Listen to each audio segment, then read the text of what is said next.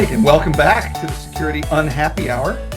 We are a group of very cheerful security professionals that are looking forward to talking about some very uncomfortable, awkward, odd, and challenging topics on cybersecurity.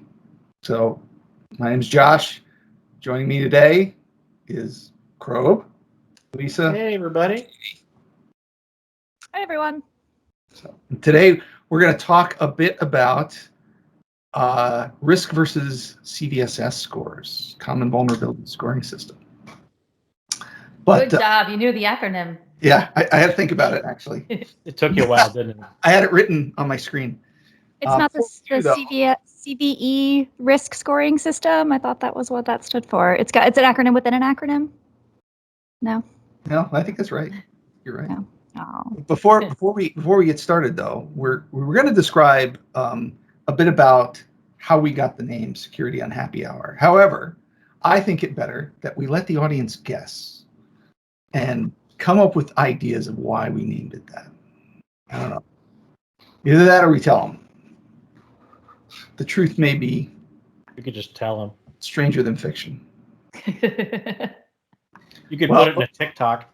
Yeah, right. Yeah, there you go. Well, originally, we were going to... This was started because of a happy hour that we had where we were enjoying libation and much interesting drink and good company. And good Lots company. of laughter. Lots of good company. And we decided that we would continue this and record it for the entire technical ecosystem to benefit, yes, from our decades of wisdom. But as we, as good corporate citizens, had discussions with our respective corporations, we were suggested that it might be better if we did not partake on camera. So, Sponge. So we decided to change the name from the Security Happy Hour to the Security Unhappy Hour, since we are without drink. Some of us might be. You get to guess who. All right. With that, let's jump into the topic, because actually for everybody else, we really started this about 10 minutes ago and just now hit record to capture this. So we're now everybody should jump in there and we'll talk about Cvss. All the giggles are out. Yeah, right. Yeah, we're not funny anymore. Oh. So, yeah, but looks aren't everything though. So I'm still funny. I refuse to. I refuse to not be funny. Just because you don't get my jokes doesn't mean that I'm not funny. In my mind, I am. All right. So risk versus Cvss. Krobe has a library of books that talk about risk. But let's start with, what is Cvss? What does that mean to all of us? Somebody? Anybody? I'll start if anyone wants. Go, Krobe. Go for it. So from my perspective, Cvss is an excellent way to describe how a vulnerability works and kind of some of the challenges you'll meet with it. Like, does this affect confidentiality? Does it impact the integrity? It absolutely does. That is in the measurement string, my friend. The number I just look at it for the score. The number is the least important part of that string. It describes how the vulnerability functions. And then you get a numeric value derived from all that data. Right. Mm-hmm. How many people really know what the numeric line really all means? Or you don't count, Krobe. Jump right to the score to say, oh no, or I'm okay. The sky is falling. The sky is falling. I'm right there with Krobe, though. I actually look at the... You read the string. The string, right, yeah. Yeah, okay, but how many people do you feel like really know the string? Yeah, okay, I mean, yeah, but we're in you're a special butterfly, okay? Yeah, unicorn. Are you a unicorn? And I guess to put it in context, we have the luxury of seeing problems from one perspective. You know, a company producing software or hardware, whereas an end user of Cvss, unfortunately, has a dozen or more different technologies in their enterprise, if probably dozens possibly, and they are inundated with hundreds of new vulnerabilities every day. So the numeric score does have some merit to help describe this could be more severe, but unfortunately what a lot of people leave out is the last 2/3 of what CVSS is about, the environmental and the temporal. And the environmental is critical because you could have a CVSS 10 issue on a device that holds no critical data and has no access to anything else. Right. Hence the CVSS score versus risk. Right. Yeah. But although you went down, like you said, it's high and it's down, where I typically look and say it's medium, but it could be high. Like Heartbleed was a 5, right? Yep. And it was 2.0 scoring. I look at it and say, oh yeah, I think CVSS scoring is very subjective. It's better with version 3.0, but 2.0 was certainly subjective. And I think it's getting better, but it doesn't have the real life, risk factors. However, though, most companies, especially if they're on the early stages of doing vulnerability management, have their SLOs of how quickly to fix based on only the score. And so that real risk stuff isn't in it.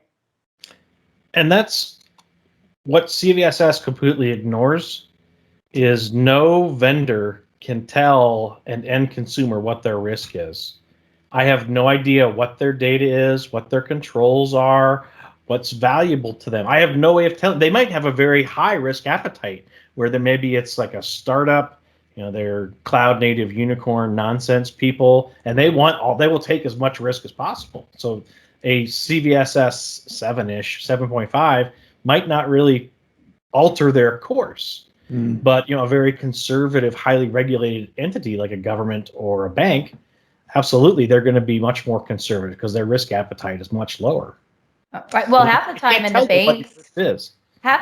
banks, even if you tell them that issue doesn't affect them, if a scan shows up and says that the issue affects them, they have to fix it, or they need a fix and they want to apply it, even though you're like, there's no way this affects you. It's like a false positive. It's like, well, my scan showed it and I need to fix it. I want to go back to something that you said, Lisa, about how CVSS is improving. We have a there's an industry group. It's not this is not just created by one entity. There's an industry group that's represented by companies from across the ecosystem that contribute to this, and they all put their thoughts and ideas into it, and it takes time to make that evolution. Right now, they're working on CVSS 4, and they're looking for better ways to improve the value of CVSS for their customers. But I think back to the point that you make, Crow, you can't know your customer's environment. So the customers have to take a role in determining whether or not that severity, that initial baseline, I'll call it objective severity, is true for them as it stands, and it might not be. Well, that's why you see in all the security advisories the little blurb that says you must, take into your environment, considerations into, when you're looking at this, because we could never say what your true risk is, and so we always have that, caveat, little disclaimer type of thing written on almost all our security advisories. Right. Yeah. Right. So I always think about, when I think about, oh shoot, did we lose somebody? Yeah, no, she's coming right back. Yeah. Okay. I'll call her come back. She's been here for years. When I always think about risk based on what is the risk to the customer and what is the risk to the company, right? Is there customer information or company secret information that's going to be exposed because of it? Because then I don't care what the score is, right? We need to fix it with urgency. And I think oftentimes, not only is it the customer looking at the score to figure out how quickly to fix it, but the company itself is looking at the score to determine the priority. And you need to have that common sense of, what is this actually doing? What could this vulnerability do? What does it mean? Could there be brand reputational damage because of it? Could it be, in the media where all the customers are calling? So there's even those type of considerations you have to think about too. Based off the methodology we use, risk is going to have 4 elements. So when I'm describing a risk to my business partners inside the organization, risk can have a financial impact, where there's going to be some type of expenditure based off of the problem. It's going to have there's an infrastructure aspect. The vulnerability or the risk somehow impacts my processes, my policy, my internal workings of how the company kind of functions operationally. The third aspect is reputation. And that, unfortunately, while it is probably one of the most important parts of risk, everybody just ignores it because it's next to impossible to quantify. Yeah, you can't measure it. And it's all kind of customer sentiment. And you think about reputation that's your likelihood of being able to retain customers, to capture new ones, how to motivate customer desire.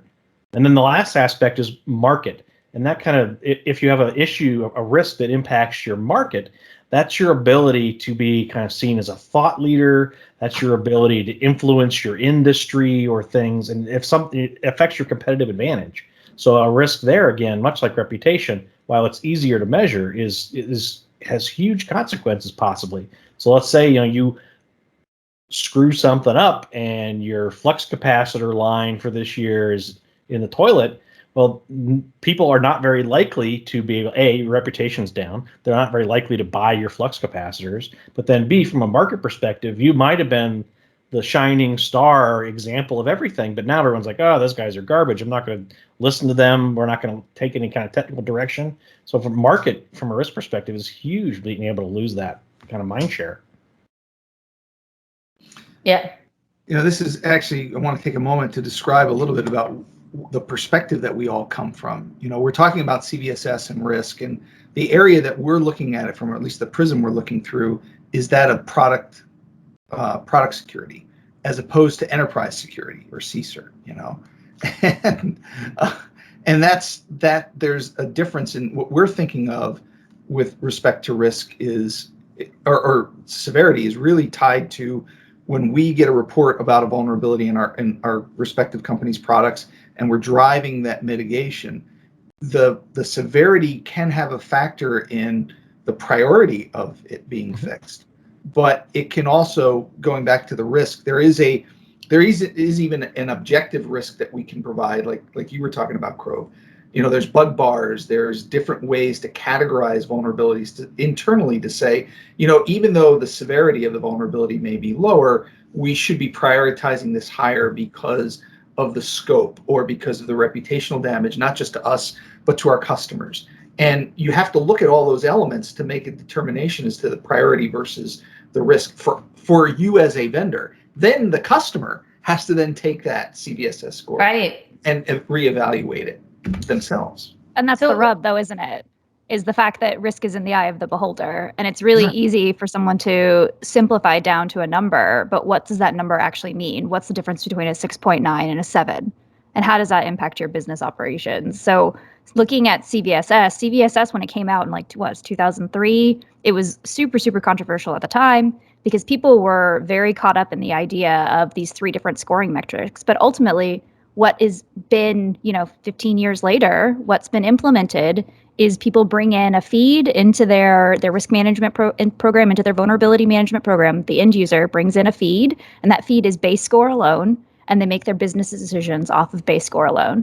And that's dangerous. And what ends up happening is you need to be able to evaluate your impact, and CVSS doesn't give you impact. CVSS gives you lots of hints and lots of little pushes and lots of good ideas, but it doesn't give you impact. And in order to get impact, it gives you a starting. It gives you a starting base. Yeah, but that's the problem, isn't it? That starting base isn't enough. And then what comes back is you have to say, what is risk really? Risk is threat, consequence, and vulnerability. It's a mixture of them. And you can't get that from just the CVSS score. So as an end user, it's beholden on you to understand your systems, to understand your risk profile, and then apply practical business decisions that make the best sense for you. The problem is that's hard and it's expensive. As I was going to say, it's hard. Like, who has the time to do that?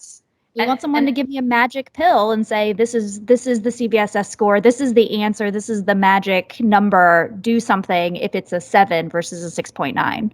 I used to work at a bank, and we had every system with a BIA number, a business impact analysis. So we knew how critical all of our systems were to the operations, the mission of the bank. So it's not impossible, and a lot of sectors do it, but you're talking mid to large size enterprise. That's what I'm saying. Small to mid does not do that. If you're a smaller company, what are you going to do? You're going to take the score and you're going to say, okay, let's just apply it, because you're not going to have the resources to go through to figure out all that impact analysis on it. You're just going to take it as is to be able to just get it done, and how quickly to get it done. I remember one time in a previous company. At band camp? One time at band camp. Too funny. That they wanted me to change the score to make the score higher because I was calling it critical. And I was like, it was like a VP, and I was like, that's not how this works. The score is the score. It's still a critical issue, and we would get that all the time.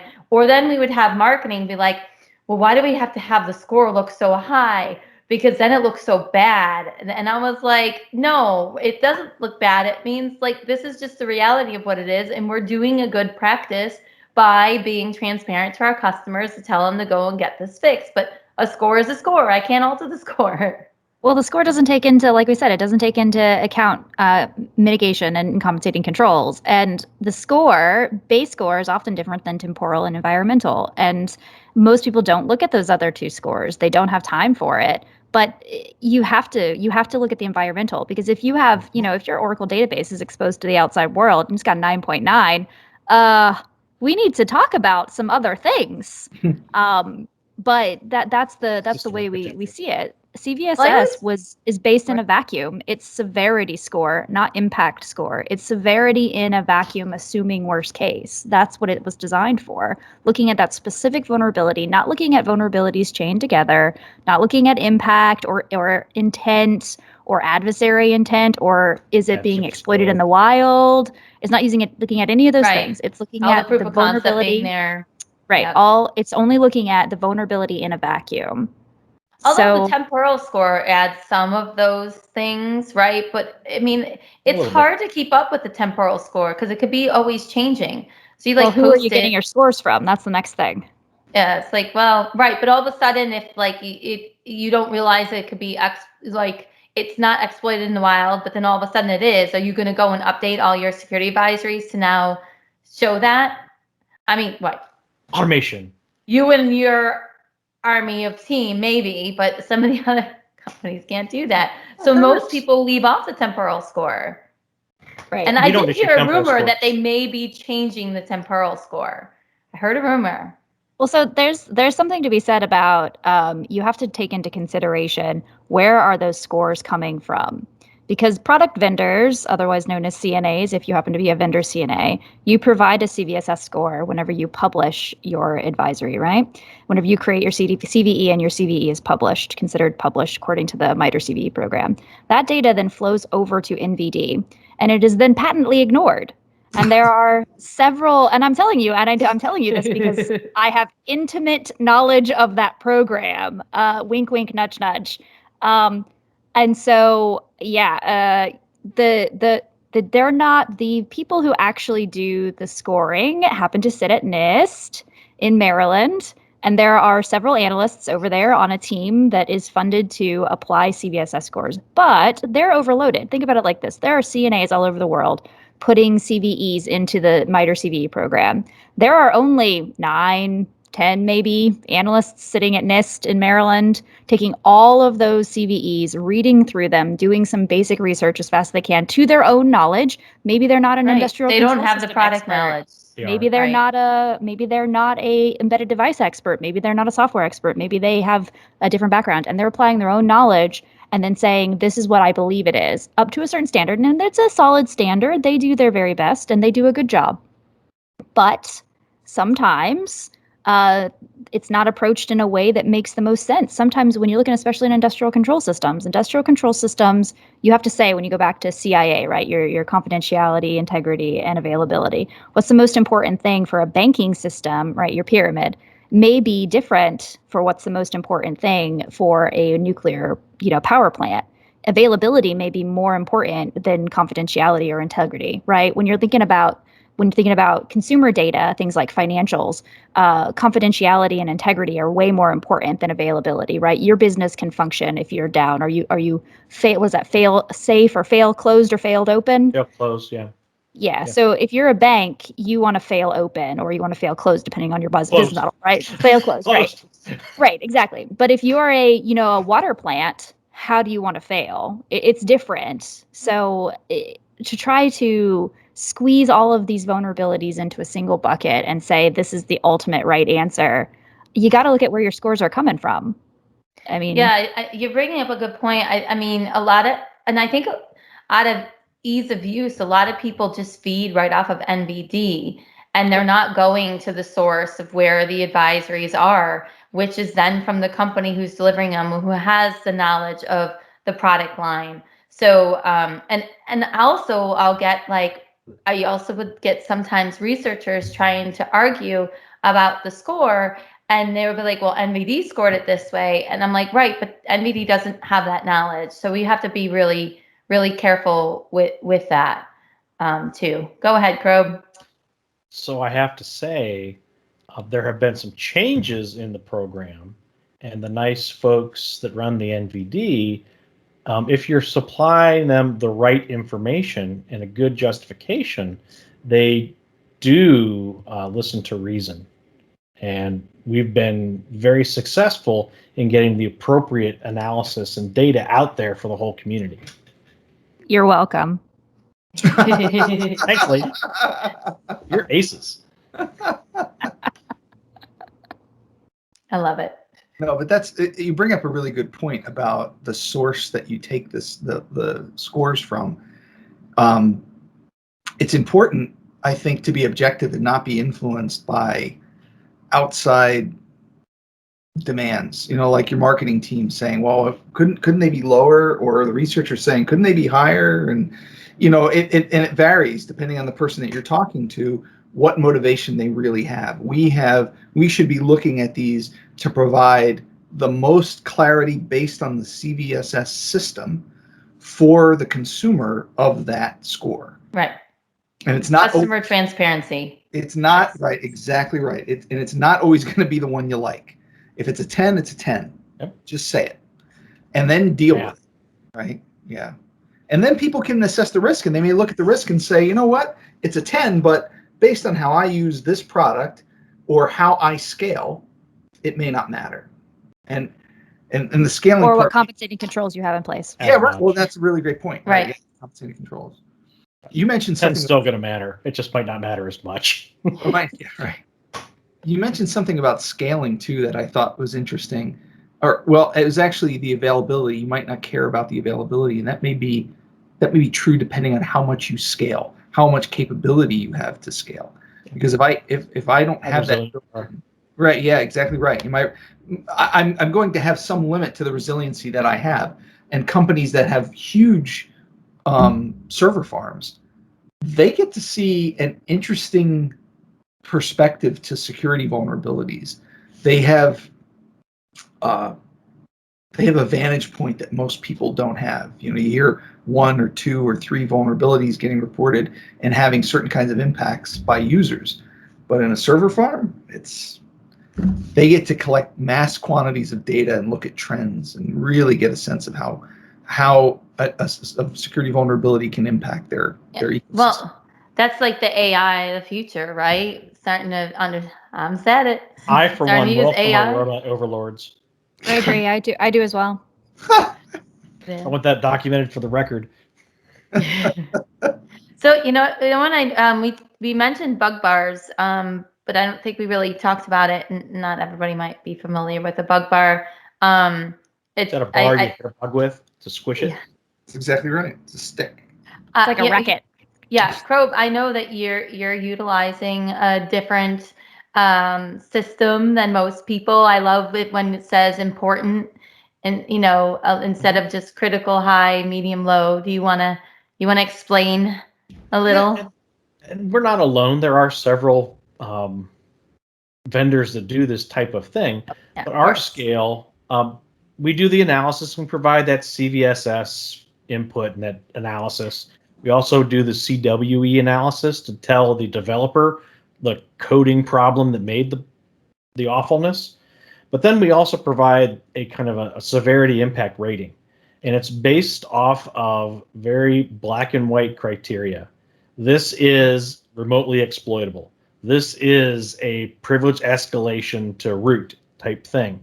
And that's how our scale's done. And that's how we prioritize our work based off of the actual real world consequences that could happen based off of this, kind of the actual actions an attacker can take, not a theoretical, well, maybe confidentiality is impacted.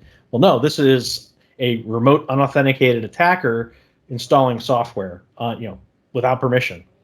And that's kind of how our scale works. And that's something that, again, with the next version of CVSS, that's what the group's discussing, is trying to provide that advice to technology end users to figure out some way to maybe incorporate that style of description data assessment. Do you think if you could figure out that style and incorporate it in, that you would lose your the idea of having a bug bar?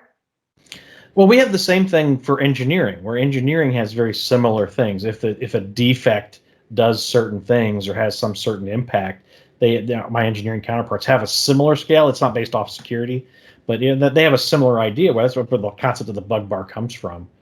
I don't know.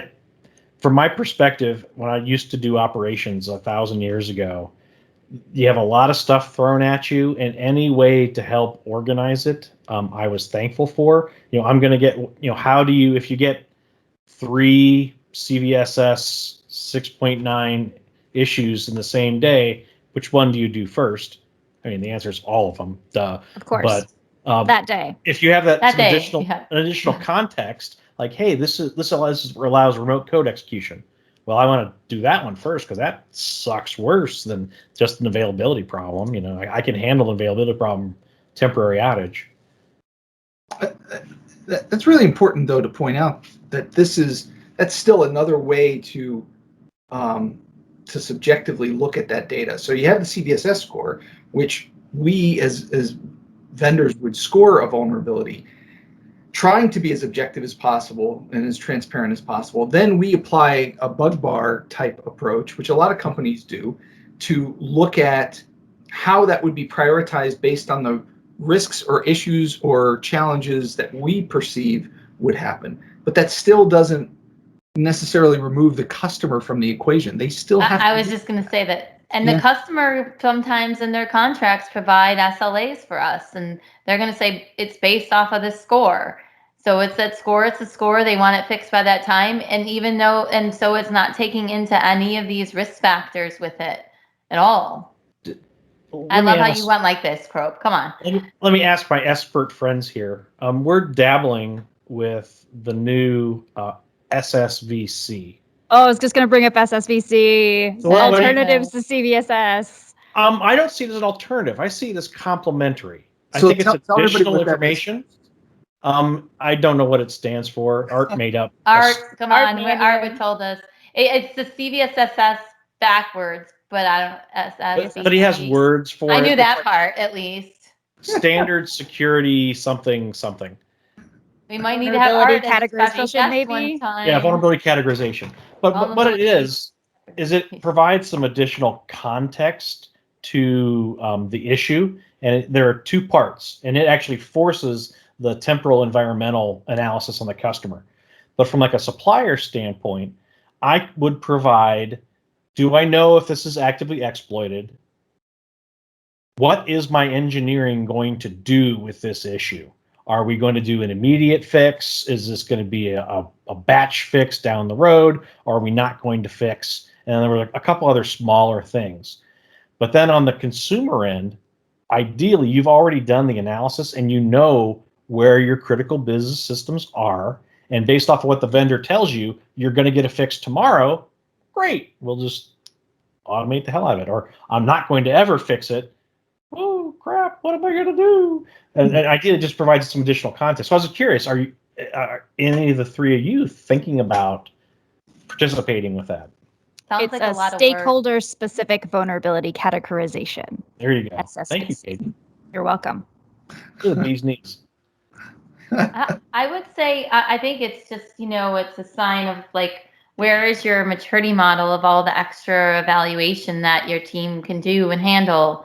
There's going to be people just coming on board into doing P-cert stuff, and now they just get scoring down, and now there's another angle, and then there's another angle. I don't know. And then are we going to do it all consistently? Are we going to share it? Am I going to really want to, do you tell the customers how quickly you addressed it?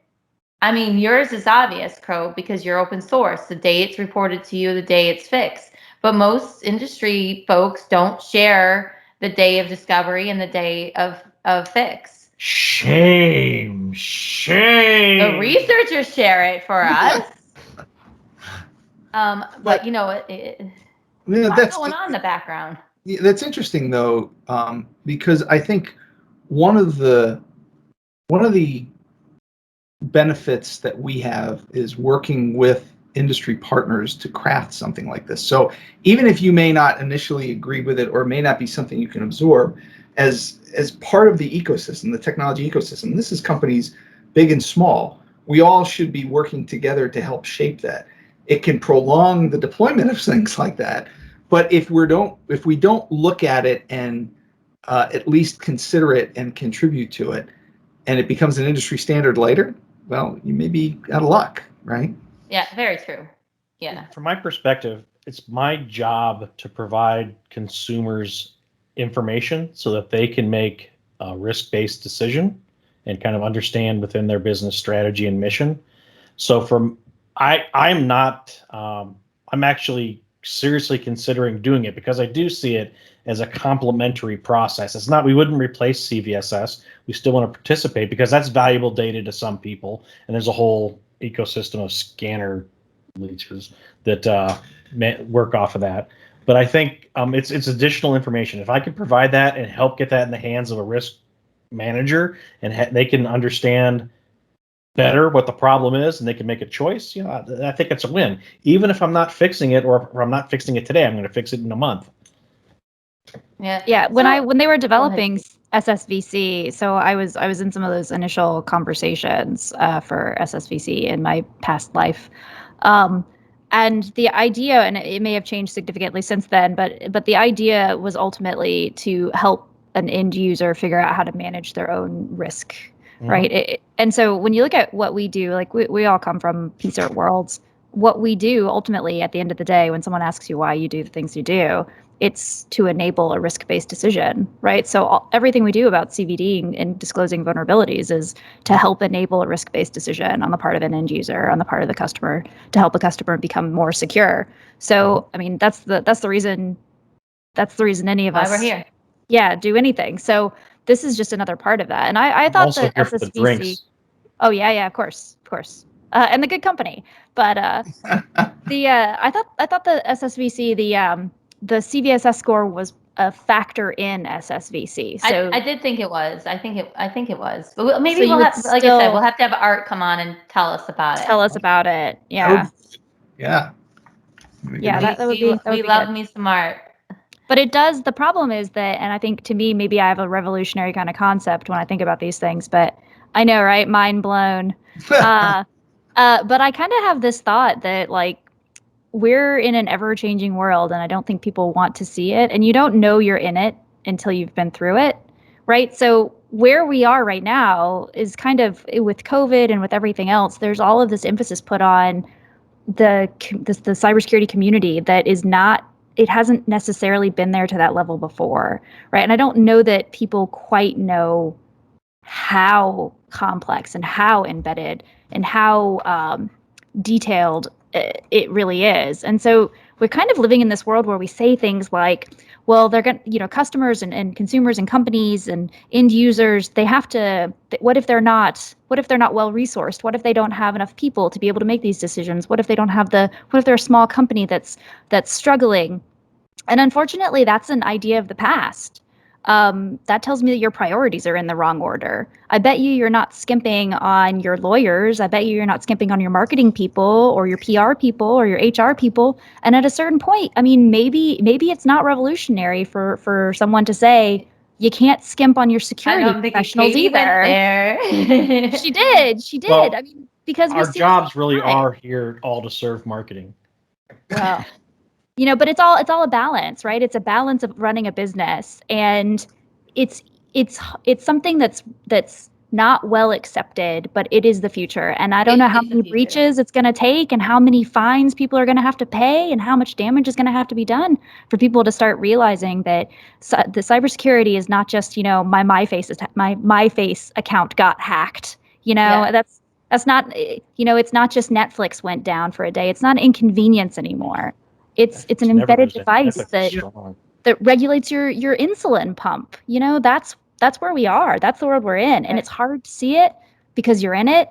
And we'll be able to see it in 15 years. We'll look back at it and say, man, maybe we should have put more resources toward that security thing. Yeah, well, right. I mean, there's my soapbox. Okay. We're lucky that we're in that state where we're all with, obviously companies who are concerned about security. But I feel like there has been an evolution. I mean, I think of Heartbleed and how much that changed everything, and then Spectre Meltdown and how much that changed everything. And now I think then WannaCry, Equifax, Target, keep going. Target, yeah. So Target was a key one too. Like, but now you're right. Now COVID's actually changing it too. Something that's not even related. Yeah, something that's not even a security issue is becoming something. And well, we started COVID, today by talking. I think availability has kind of become king in this new period we're in, because people are running lean or remote, or they're trying to convert their business from a brick and mortar to cloud. It's availability is huge now. Yeah, and it wasn't before, and that's the world that's the world we have to accept. And I mean, when we started the conversation earlier, before we started recording, we were talking about all the things that we're reading, and Lisa said you're reading your kids' 4th grade homework, and that is the world we live in, right? Is the fact that our kids are going to school via Zoom now, or via some web portal, where before, in a world where you didn't know what their homework was. Well, if they didn't get it done, well, you just send them to school tomorrow, and they're gonna find out. You'll find out because you'll be able to be in person, and the consequences aren't quite the same. So now, if you don't have access to those things, you can't do basic things like your kids' education, or for us, our jobs. We're all remote now, so we can't do our jobs without the world of. Yeah, and we rely on so many different products. I can't even count how many products I rely on every day just to go to a meeting. Well, think about what we got going on right now, right? Yeah, right. Think of one I don't want to rely on. We have the webcam and the microphones. I have AirPods in. I mean, Right. But it was really interesting. It goes back to what you had said before about, when are we going to value the need to beef up the number of security professionals? But if you go back in time, 20, 30 years, and you look at where they were then to where we are today, we've made leaps and bounds improvements. However, at the same time, the adoption of technology and the innovation in technology has just dramatically increased. So even though we've improved back from back then, it hasn't really been that much where we need to be because of the the deployment of technology. Yeah. Well, think about how many of us had to change culture, right? I mean, all of us had to change culture within our own companies, within our past companies. It was always driving. I feel like it's a lot different now. I mean, people are usually like, I understand your goal. It's my goal too. How do we make it work? Where before people were like, I don't want to touch that. I'm doing my features. They're so much more important. And now features still win out sometimes, but it's changed a little. The culture has changed a little, and we keep pushing it, and it's just going to keep going. Like, I'm sort of excited to see the next adventure of like where it goes, because I feel like it's been a journey. They say journey, not a destination? Crisis is an accelerator. That's the truth of the matter. Crisis is an accelerator. You look back at any crisis throughout history, and you'll see that crisis has been an accelerator. And so, in the course of 6 months, we've all had to change our daily lives to a level that's unprecedented, and businesses have had to change their daily lives to a level that's unprecedented. The economy has gone up and down and up and down, and stress levels are going up and down and up and down with it. And we don't know what tomorrow's going to be, but like, you can't just keep trying to impose the same old structure on a different world. These are apples and hubcaps. Just because they're both round doesn't mean they're equal the same thing. Yeah. You gotta think about it. Like, I would love, I don't know how many crises, how many breaches and how many cyber attacks and how many terrible things have to happen before cybersecurity is considered as valuable as legal support. Yeah, it's very interesting. I think of it, I mean, maybe because I'm so in my bubble sometimes. I'm like, I'm so used to every day something new changing. I'm so used to a hot issue being the next day or something else new coming in. Like, so I'm like, well, of course, yeah, like, no duh. It's changing every day because our jobs are always like that. Every day brings a new something, new hot issue, a new branded vulnerability. Well, I said it, branded vulnerability. Am I allowed to curse? Absolutely. This is, Fucking vulnerable. I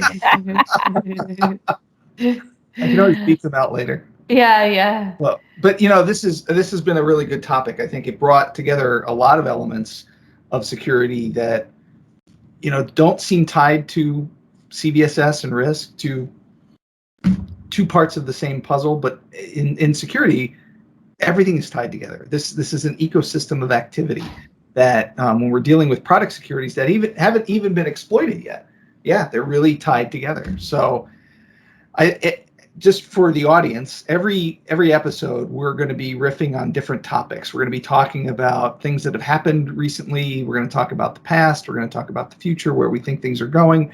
We're going to talk about the challenges that we face as we grow in this cybersecurity space. But we'll plan to issue a new podcast. And the next episode will be even better. Yes, it'll be absolutely better because we'll have better recording equipment, I promise you. But every 2 weeks, we plan to do an episode. We're going to have guests come on and talk about the things that they find important about cybersecurity, and we'll get to riff with them. So with that, I think we're going to close our session on CBSS versus risk. And anybody want to get a last word in on this? Great chat, friends. There you go. All right. Thanks, everybody. See you soon.